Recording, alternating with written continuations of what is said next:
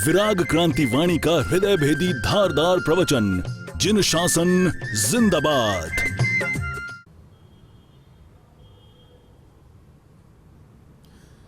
नमो वृंदानम नमो सदानम नमो आयर्यानम नमो वच्छायनम नमो रसपसाहुणम ये सब जन्मकार सब पापनाश्रमणान सब सिंपलमम हवै मंगलम मंगलम भगवान वीरो मंगलम गौतम प्रभु मंगलम सुलिभद्राद्य जैन धर्मोस्तु मंगलम। जय गिरिराज, जय आदिनाथ, जय गुरुदेव।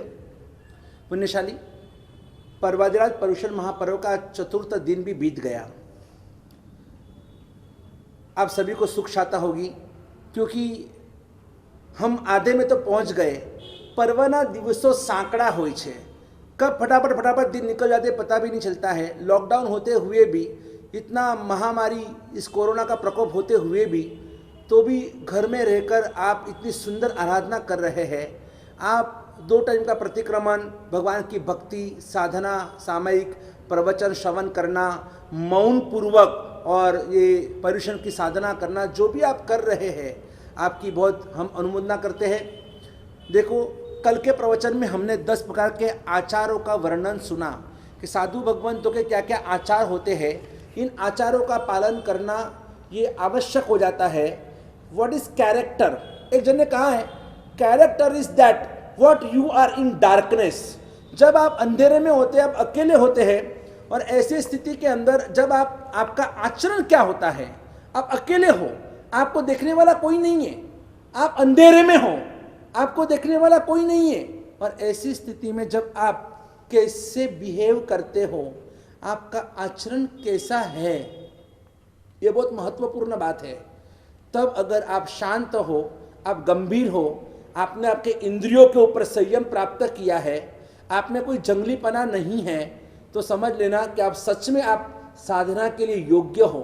लेकिन अगर आप अकेले हो और आपको आपके इंद्रियों के ऊपर, मन के ऊपर कोई संयम ही नहीं है, और आप बिल्कुल बेहुदा हरकतें करते हो, तो ये अनुचित व्यवहार, समझ लेना कि आप साधना से काफ़ी दूर हो। अभी आप में वो योग्यता नहीं आई है। और इसीलिए हर धर्म में आचरण, हर धर्म में व्रत, नियम, कुछ ना कुछ तो हर धर्म में लिखा हुआ है। इवन यहाँ तक कि आप गाड़ी भी चलाते तो उसके रूल्स होते हैं, आप कोई बिल्डिंग बनाते उसके रूल्स होते हैं, आप रसोई बनाते उसके भी रूल्स होते हैं। रूल्स एंड रेगुलेशंस तो कहाँ नहीं है, हर चीज में रूल्स रेगुलर फॉलो करना पड़ता है। आपको फॉर्म भी भरना है तो रूल्स आपको पहले पढ़ने पड़ते हैं। आपको किसी स्कूल कॉलेज में एडमिशन लेनी है तो भी आपको रूल्स फॉलो करने पड़ते हैं। आपको क्रिकेट खेलना है, आपको वॉलीबॉल, हॉलीबॉल या जो भी फुटबॉल, जो भी खेलना है, हर एक में अपने अपने रूल्स होते हैं। तो ये आचार तो होना जरूरी है। रूल्स यानी आचार, आचार यानी रूल्स समझ लो आप, कि क्या क्या कैसे बिहेव करना, क्या सही है क्या गलत है, क्या नियम होते हैं, नियम का उल्लंघन करने से क्या नुकसान है, नियमों के क्या फायदे हैं, ये सब बातें की जानकारी आपको दी जाती है। और इसी तब जाकर आप उसमें एक्सपर्ट बनते हैं। तो वैसे जिसको मोक्ष में जाना है तो उसने सभी आचारों का पालन करना आवश्यक है। और ये जो कुछ आचार की जो बात मैं आपको कहने जा रहा हूँ, ये मैं कोई फैकोलॉजी नहीं कर रहा हूँ। यहाँ बैठ के भगवान सुधर्मा स्वामी की पाठ के ऊपर बैठ के जो मन में आए मैं बक रहा हूँ, नहीं, यहाँ पर वो नहीं चलता है। तो आप पूछेंगे आप ये कहाँ से लाए, आप ये कहाँ से, कौन से शास्त्र में से लाए? तो हमारा सबसे बड़ा शास्त्र जिसका नाम है कल्प सूत्र, ये 45 आगमों में से एक आगम है। और ऐसे ये आगम कल्प सूत्र जो है, इस कल्प सूत्र को हम बहुत चाहते हैं, हम जैनों में बहुत मान है।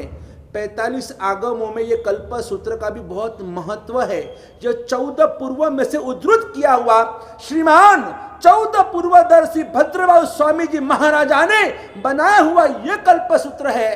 और ऐसे कल्प सूत्र ग्रंथ को हम इसकी बोलियां लगाते हैं, घर पे लेकर जाते हैं, रात्रि जागरण करते हैं, दूसरे दिन गुरु भगवान को वोराते, उसकी पूजा होती है।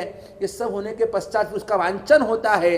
संघ में आनंद हो, संघ में भावुकता बढ़े, संघ में धर्म की आराधना बढ़े, हर घर घर में मंगल हो, इसलिए ये कल्प सूत्र का वांचन होता है। तो कल के प्रवचन में हमने 10 आचारों की बात सुनी कि हमको 10 विभिन्न प्रकार के आचारों का पालन करना चाहिए।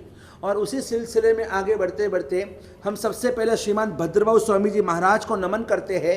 हम इस महान ग्रंथ जो कल्पसूत्र शिरोमणि सभी ग्रंथों का ये राजा है, और ऐसे कल्पसूत्र महाग्रंथ का हम स्मरण करते, उसके नमन करते हैं। और साथ साथ में अब आगे भगवान महावीर के चरित्र की ओर आगे बढ़ते हैं।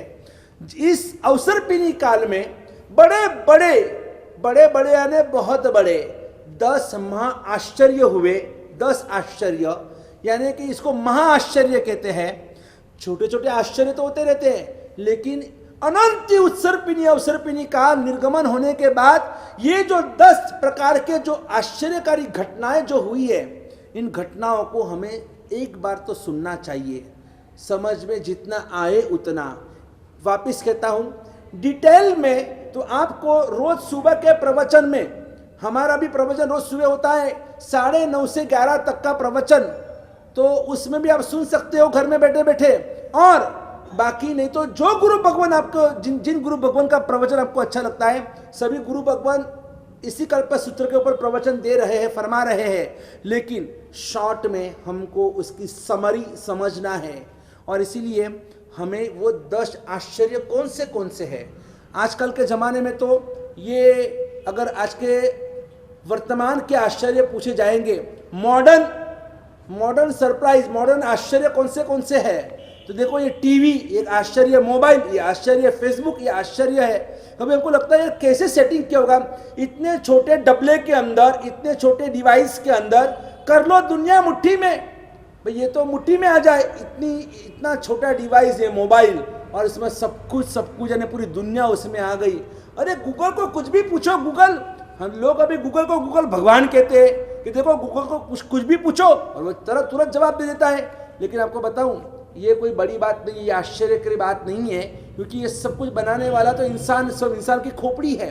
इंसान ने ये सब कुछ इन्वेंट किया है, इसलिए कोई आश्चर्य की बात नहीं है। आत्मा के अंदर, इस दिमाग के अंदर हमारे में अनंत ज्ञान रहा हुआ है, अनंत शक्तियां हमारे में रही हुई है, तो ये तो कुछ भी नहीं है। आज जो हम देख रहे दुनिया के अंदर, वो तो सिर्फ उस अनंत ज्ञान के सामने एक बिंदु मात्र है, एक बिंदु मात्र, जो अनंत शक्ति हमारे आत्मा में बताई गई है, और उसके सामने आज जो शक्ति का उपयोग कर रहे हैं वो तो एक बिंदु मात्र है। तो अपने आप को पहले तो हमको खोजना है, क्योंकि हम ही आज खो गए हैं। हमारी बिछाई माया में आज हम ही पूरे खो चुके हैं, हमें पता ही नहीं है। और इसीलिए तो कई बार मैं प्रवचन में कहता हूँ, और इस कोरोना वायरस ने लॉकडाउन में हमको सिखा दिया, if you can not go outside then just go inside. आप अंदर झांकना सीखो, अंदर उतरना सीखो, अपने आप से बात करो, अपनी शक्तियों को पहचानो। अनंत ज्ञान, दर्शन, चारित्र, अनंत वीर्य, अनंत उपयोग, ये जो आत्मा के जो अनंत गुण हैं, इस गुण को पहचानो, परमात्मा की कृपा को प्राप्त करो, भगवान की करुणा में अपने आप को पूरे अंदर डुबो दो। और इस तरह से देखो फिर क्या अंदर की शक्तियां खिलती है, क्या अंदर आपके आत्मा में जो सच्चिदानंद स्वरूप प्रकट होता है, सच्चिदानंद अवधु सदा मगन में रहना, फिर हमें दुनिया से कोई शिकायत नहीं रहेगी। ये मुझे परेशान कर रहा है, ये मेरा तिरस्कार कर रहा है, ये मुझे बार मेरा अपमान कर रहा है, ये मुझे बहुत दुख दे रहा है, नहीं, कोई शिकायत नहीं होगी, क्योंकि आखिर ये सब कुछ जो हो रहा है वो कर्म के अधीन। कर्म नचावत तिमहि हूं नाचत, तिमहि तू नाचत, माया वशन टचेरी। ये कर्म बहुत खतरनाक है, हमने बांधे हुए कर्म है। कर्म और कोई नहीं बांधता है, हम स्वयं बांधते हैं। हमने स्वयं ने ही गलतियां की है, और आज जब भुगतने की बात आती है, हम डरते हैं, हम रोते हैं, हम तड़पते हैं, हम नर्वस ब्रेकडाउन हो जाते हैं। नहीं, हमें भी इस कर्म फिलॉसफी को समझना जरूरी है। इन कर्मों को क्षय करने के लिए, कर्मों का नाश करने के लिए ही तो देखो जैसे परेशान आए, सब गुरु भगवान लोच करते, अपने बालों को खींच कर निकालते हैं, ये दाढ़ी मुझ पूरे सब बाल खींच कर निकालते हैं। क्यों ये सब सहन क्यों करना? कर्म की निर्जरा करनी है। इसलिए हमने इतने सारे कर्म बांधे हैं, हमने इतने सारे पाप किए हैं, इस जन्म में, गए जन्म में, जन्म में, उन सभी पापों का क्षय करने के लिए ही हम अपने देह को देह दुखम महाफलम, देह को दुख देते हैं, दर्द देते हैं। और किस लिए? जैसे वो दूध होता है ना, दूध को गर्म करने के लिए आप क्या करेंगे, उसको एक वेसल के अंदर तपेली में उस दूध को डालेंगे और फिर आप गर्म करने के लिए क्या रखेंगे, वो जो वेसल होता है ना, बर्तन, उस बर्तन को अब गर्म करने के लिए रखते हैं। जैसे ही वो बर्तन गर्म होता है तो अंदर का दूध भी गर्म होता है। वैसे इस शरीर, ये शरीर बर्तन जैसा है और दूध क्या है, आत्मा दूध जैसी है। तो इसलिए हमको आत्मा को शुद्ध करना है और उस आत्मा को शुद्ध करने के लिए हम इस शरीर को भी हम शुद्ध करना चाहते हैं, क्योंकि शरीर ने बहुत पाप किया, बहुत पाप किया है। खाना किसके लिए? शरीर के लिए। पीना किसके लिए? शरीर के लिए। सोना किसके लिए? शरीर के लिए। आराम किस लिए? शरीर के लिए। गहने किसके लिए? शरीर के लिए। कपड़े किसके लिए? शरीर के लिए। भोग सुख किसके लिए? शरीर के लिए। आखिर सब तो शरीर में जाता है, जबकि आत्मा अमर है, शरीर तो नश्वर है। फिर भी हम शरीर की चिंता अधिक करते हैं और इसीलिए इस शरीर को, इस वासनाओं को, विषय कषायों को वशीभूत करने के लिए ही पर्युषण महापर्व हमारे पास आया है, हमें शुद्ध करने के लिए, बुद्ध करने के लिए, निरंजन निराकार बनाने के लिए। तो चलिए वो 10 आश्चर्यकारी जो घटनाएं हैं कौन सी है कि जो अनंत उत्सर्पिणी काल के बाद इस कर्म के कारण ये घटनाएं बनी हैं। कोई अच्छे कर्म भी है तो कोई बुरे कर्म भी है। एक साथ में 108 500 धनुष्य की अवगाहना वाले, ये 2 हाथ को आप ऐसे ब्रॉड करो तो उसको एक धनुष्य कहते हैं। ऐसे 500 धनुष्य की इतनी बड़ी लंबी काया और ऐसे 500 धनुष्य की अवगाहना वाले ने, काया वाले, और एक साथ में एक ही समय में मोक्ष में गए अष्टापद तीर्थ से। ये भी एक बहुत बड़े आश्चर्य हुआ। कभी इतनी बड़ी काया वाले एक ही समय के अंदर, समय की बात कर रहा हूं, क्षण नहीं, आंखों के पलकारे में असंख्य समय निकल जाते हैं, उसमें से एक समय में 108 का सिद्ध होना, वो भी 500 धनुष्य की अवगाहन वाले की मैं बात कर रहा हूं। तो वो भी एक आश्चर्यकारी घटना जो भगवान आदिनाथ के शासन में ये घटना बनी थी। उसके बाद देखो आप असंयती की पूजा, यानी कि भगवान सूर्यनाथ के शासन में, और जो असंयती यानी जो संयमी नहीं है, और उनकी भी पूजा शुरू हुई। कहते हैं ना कि भाई जैसे सोना तो सोना है, लेकिन पित्तल भी सोने के भाव से लोग खरीदने लगे। समझ ही नहीं है कि पित्तल क्या और सोना क्या। संयमियों की पूजा करो तब तक बराबर है, जो असंयमी है, जो कुसाधु है, और उनकी भी पूजा होने लगी। ये भी एक आश्चर्यकारी घटना हुई। और तब से अगर आज तक देखो कि जो धर्मी है धर्मी रो रहे और जो अधर्मी है पापी वो राज कर रहे। तो यही चल रहा है आज की दुनिया में। लेकिन ये कब से शुरू हुआ? सुविधिनाथ भगवान के शासन में ये घटना बनी, तब से ये सब शुरू हुआ। नंबर 3, हरिवंश की उत्पत्ति। ये जो शीतलनाथ भगवान का शासन, और उसमें ये हरिवंश कुल की उत्पत्ति हुई। और नंबर 4 है स्त्री तीर्थंकर, यानी जनरली मैं पहले भी बहुत पहले कह गया था, 63 शलाका पुरुष, ये सभी पुरुष होते उत्तम। 63 यानी 63 पुरुष होते हैं, यानी कि जिसमें 24 तीर्थंकर भगवान, 12 चक्रवर्ती, 9 वासुदेव, 9 प्रतिवासुदेव, 9 बलदेव। कुल मिलाकर आप गिनो कितने हुए? 24, 12, 9, 9, 9, लगभग कुल 63 यानी 63 शलाका यानी उत्तम पुरुष होते हैं। लेकिन इस बार ये भी एक आश्चर्यकारी घटना बनी। हम श्वेतांबरों में तो ये मान्यता है ही सही कि इस बार 19वें भगवान मल्लिनाथ वो एक स्त्री थे, और वो स्त्री में से वो तीर्थंकर बने, जिसका स्त्री तीर्थंकर कहा जाता है। और ये भी एक देखो, हमारे में छुपाने की बात ही नहीं आती, जो है वो है, फैक्ट इज फैक्ट, जो है उसको हम छुपा नहीं सकते हैं। और इसीलिए मल्लिनाथ भगवान भी स्त्री तीर्थंकर बने, और ये भी एक आश्चर्यकारी घटना बनी। नंबर 5, कृष्ण का, श्री कृष्ण जी का अपर कंका में जाना। जो पांडवों की जो पत्नी द्रौपदी थी, और जब उसका अपहरण हुआ और पद्मोत्तर राजा ने अपहरण किया, तो उस समय उस द्रौपदी को बचाने के लिए और उस पद्मोत्तर राजा के सकंजे से छुड़ाने के लिए, और श्री कृष्ण जी 5 पांडवों के साथ जम्बू द्वीप का भरत क्षेत्र यहाँ से निकलकर, और जो धातकी खंड में जो भरत क्षेत्र है, जहाँ पर अपर कंका नाम का नगर है, और वहाँ पर जाकर और वहाँ से द्रौपदी को छुड़ाकर वापिस यहाँ पर लेकर आते हैं, तो ये श्री कृष्ण जी का, यहाँ से वासुदेव श्री कृष्ण जी का और वहाँ पर धाकी खंड में जाना, अपर कंका में जाना, ये भी एक आश्चर्यकारी घटना हुई है। और देखो 5 आश्चर्यकारी घटना तो हो गई, और शेष जो 5 है, 5 और 5 10। पहली घटना बनी 108 का, वो आदिनाथ भगवान के शासन में। फिर असंयत की पूजा, वो दूसरे कौन से भगवान के शासन में, तो कि सुविनाथ भगवान के शासन में।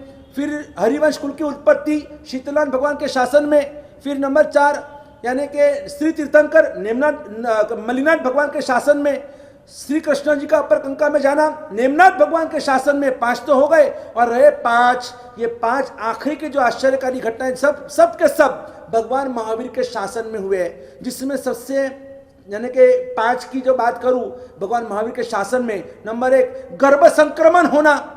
जो भगवान महावीर का जो जीव था, जो देवानंदादी माता की कुक्षी में पधारे थे, वहां से उनको ट्रांसफर किया गया हिरण्यकशिपु देव के द्वारा माता त्रिशला के कुक्षी में, क्योंकि वो ब्राह्मण ही थे और ये क्षत्रिय नहीं थे। तो कोई भी तीर्थंकर वगैरह जो भी उत्तम पुरुष होते हैं, वो क्षत्रिय वगैरह जो उत्तम कुल होते हैं, तो उसी कुल में उत्पन्न होते हैं, इसलिए वो भी एक आश्चर्यकारी घटना बनी। और साथ में देखो तो चम्रेंद्र का उत्पात, यानी कि जो चम्रेंद्र देव था, जो नीचे का भवनपति का देव, और वो ऊपर के देवलोक में उत्पात मचाने के लिए गया, वो भी एक आश्चर्य हुआ। सूर्य और चंद्र मूल विमान के साथ और भगवान महावीर की देशना श्रवण करने के लिए, और जब वो कौशाम्बी नगरी में पधारे, वो भी एक आश्चर्य है। और कोई भी तीर्थंकर परमात्मा को कभी भी देखो, जैसे केवल्यान होता है, केवल्यान होने के बाद उन्हें कोई ना कोई शिष्य होता ही होता है, लेकिन इस बार भगवान महावीर को केवल्यान होने के बाद कोई शिष्य नहीं हुए, तो वो उनकी पहली देशना निष्फल हुई। और फिर दूसरे दिन गौतम स्वामी वगैरह की दीक्षा हुई। तो ये भी एक आश्चर्यकारी घटना। और आखिरी आश्चर्यकारी घटना है, वो है तीर्थंकर परमात्मा महावीर स्वामी जी को केवल्यान होने के बाद गौशाला ने उपसर्ग किया। कभी ऐसे हो ही नहीं सकता है, लेकिन ये भी एक आश्चर्य हुआ, केवल्यान के बाद उपसर्ग होना, यह आश्चर्य है। बस ये सभी 10 आश्चर्यकारी घटनाएं अभी तीर्थंकरों को भी भुगतना पड़ा है। आप और मैं क्या हो सकते हैं, फिर भी देखो धर्म राजा के शरण में जाएंगे तो सब बला टल जाएगी। बस आप बहुत आराधना करते रहो इसी मंगल भावना के साथ। और कल जन्म वांचन है, तो जन्म वांचन का महोत्सव, वीर जन्म वांचन बहुत धूमधाम से आप मनाना, ऐसे आपको आशीर्वाद है। जय गिरिराज, जय आदिनाथ, जय गुरुदेव। बोलो शमान भगवान महावीर स्वामी की जय हो। बोलो वर्तमान गच्छाधिपति आश्रम दौलत सागर सुरेश्वर जी महाराज की जय हो। श्री शत्रुंजय सेवक क्रांतिकारी पूज्य गुरुदेव पन्यास प्रवर श्री विराग सागर जी महाराज साहेब प्रेरित शाश्वत महातीर्थ श्री शत्रुंजय पालिताना जीव दया अभियान में यथाशक्ति अवश्य लाभ लेकर अनंत लाभ प्राप्त करें। Account details: Vishwa Raksha charitable trust, bank Axis bank, account number 91600006305833, IFSC code UTIB 0002863, PAN card number AACTV 1110A, ATG available.